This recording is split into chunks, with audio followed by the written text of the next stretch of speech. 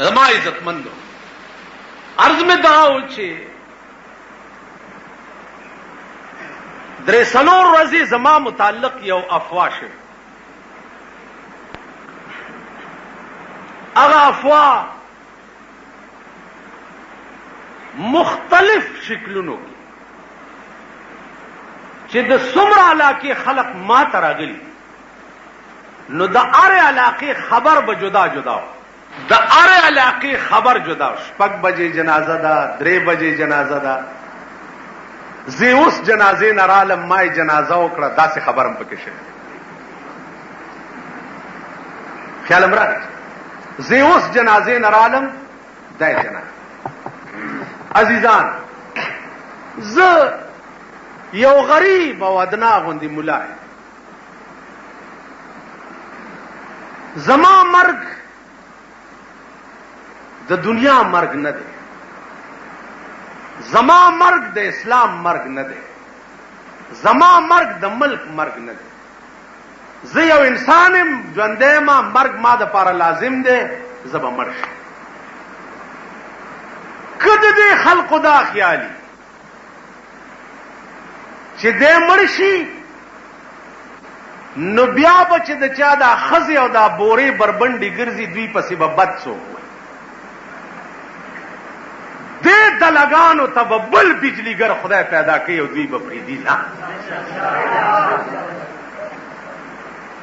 که د دوی دا خیالي چې زمونږ د ښځو پسې د جشن خیبر ډرامې به بیا څوک نه کوي چې دی مړ شي، په خدای قسم ما نه به زیات لیونی پیدا شي او هغه به ورځي.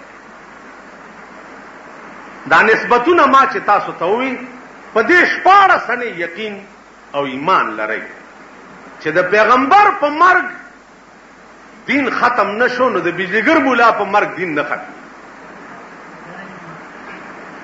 د بجلیګر مولا په مرګ باندې حق ویل چې دی هغه نه ختمي. هغه زمانہ کې به یو لیونی پیدا کیږي او دا خلق بتنه خوب په آرام نه کوي. زما عزیزانو، څه لکۍ ورپورې بیا مونږ هم تړي. هر سړي چې اورېدلې ده نو 15 بچي ورسره زیات کړي دي. په دې به تاسو پوهئ. هر سړي چې اورېدلې ده نو 15 بچي ورسره کړي.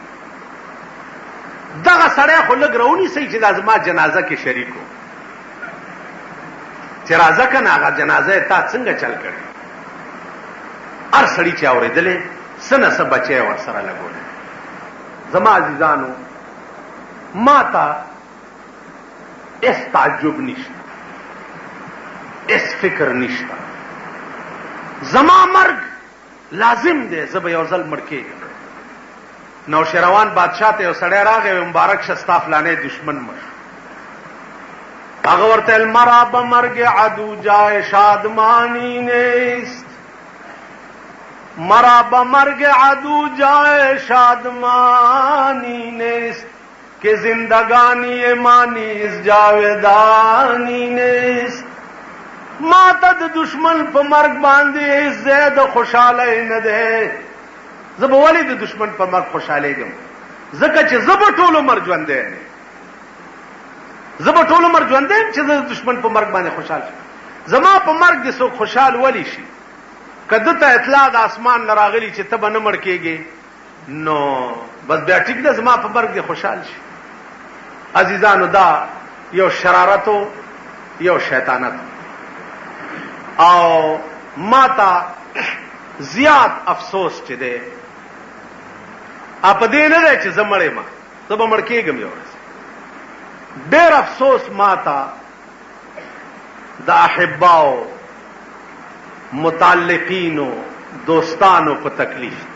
د مردان الله بندگان کوم سړی مزاج دا پکار چې یو سړی یو خبره ووري او پی چپ شي او لغوندې تکلیف په ځان تیر کړي او منزل مقصود ته ځان ورسوي چې دا خبره رښتیا ده که غلط.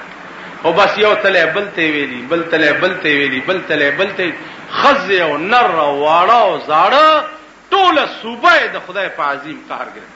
نن بیا کراچۍ او لاهور نم شروع ټلیفونونه دي، یو بد حال دا دومره عظیم فساد چې چا جوړ ک، دا د پټیالي سیکان نو، دا هندوان نو، دا روسیان نو، دا یهود نو، دا د صوبه سرحد مسلمانان.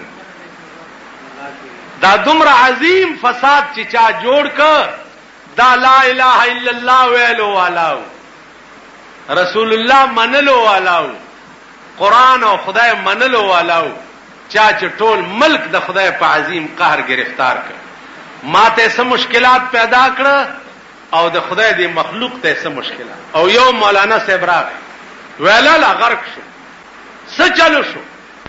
ویل ما سره له کور ته لاړ شه. هغه سره موټر کې کېناستم چې کور ته لاړم، ښځه یې ویر کوي، لوڼه یې ویر کوي، خواښ یې ویر کوي. ویل دې ټولو راته وی چې ته پرون ټوله ورځ نه وې، د هغه جنازه کې وي، مونږ ته دې حل ولې نه دی ویلی؟ والله که کور در سره وو، ستا دا لار او زمونږ دا لار. دا واقعات هم پکې پیښ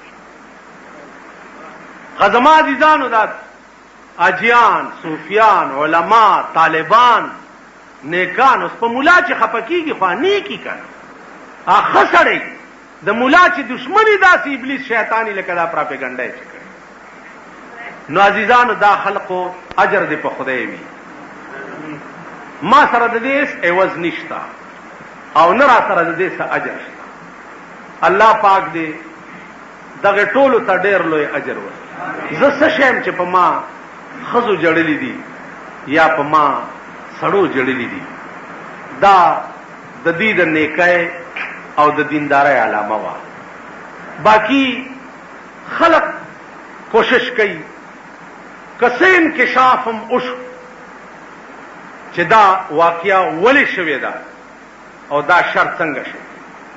یو نری غوندې انکشاف شوی دی چې هغه تصدیق ته ورسي، نو بیا به په دې منبر درته وایم تصدیق ته ورسي. ځکه چې هغې کې یو سرکاري سړی و چې هغه نه به غریبان تنګ و، غریبان، او ما ته د ډزو سپی جوړ کړی.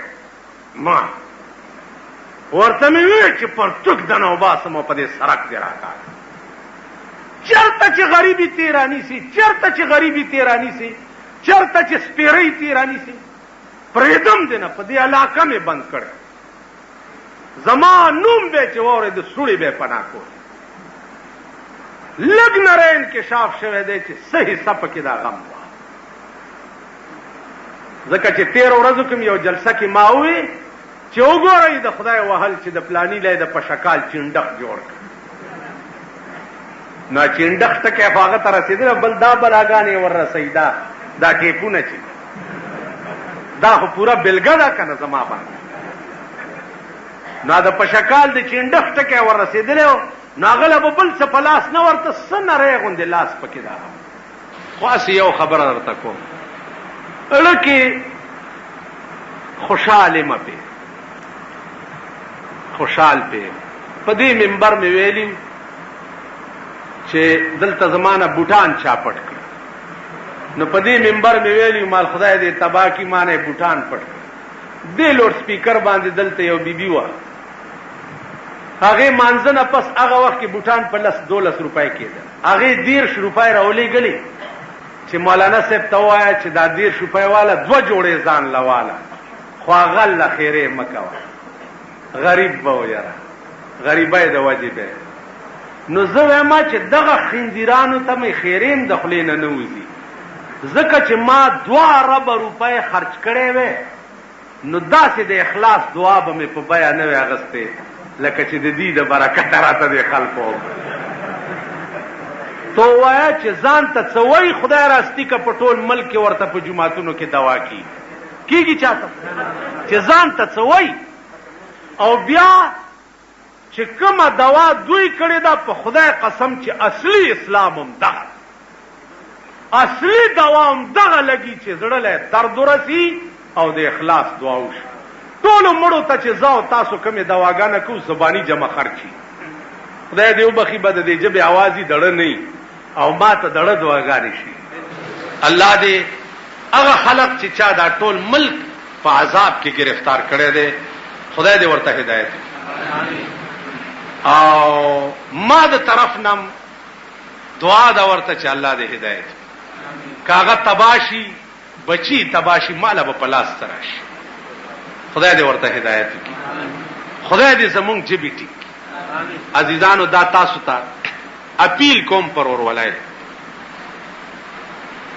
چې ان جاءکم فاسق بنبأ فتبینوا خدای پاک وایي چې یو فاسق درته یو گواہی راوړي نو خو تحقیق پکې کوي یو خبره چې واوري بل ته قطعا ترغه پورې مکوي چې ترسو پورې مقصد تم په خپل ځان نه رسوله او ځانم په دې پوي کړي دا یو دغه ملک اور د دې وجه بلشه چې یو بل سره غوګونه او جنگید او یو نه بل خبر او بل نه بل خبر او بل نه بل خبر دا اور د دې وجه لګیدل باقی زما ځان دې عزیزانو ډیرو خلقو ماتوي چې دا بس سازش وی او سپلانې وی او ساجدا وی کنه جی او ته ځان سره سو ګرځاوا څنګه سو ګرځاوا چې یو ټوپک والا ګرځاوا باقی زمایس دشمنی چا سره نشته